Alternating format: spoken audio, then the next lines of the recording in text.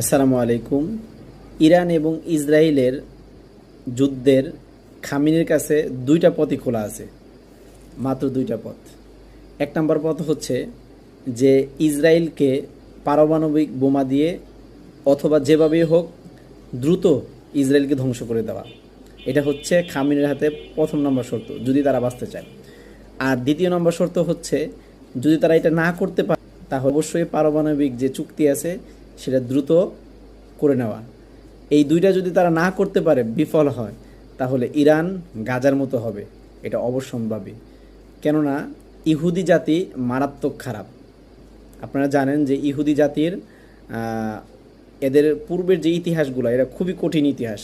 এই জন্য মুসলমানদের হাতেই ইহুদিরা ধ্বংস হবে, মুসলমানরাই বিজয় হবে, এটা সুনিশ্চিত। এটা আল্লাহ তাআলা আল্লাহ তাআলা কোরআনের ভিতরে বলে দিয়েছেন এবং নবীর মাধ্যমে হাদিসেও বলে দিয়েছেন। কিন্তু খামেনির রাতে এই দুইটা পথই খোলা আছে। ভিডিওটা বেশি বেশি শেয়ার করবেন ইনশাআল্লাহ।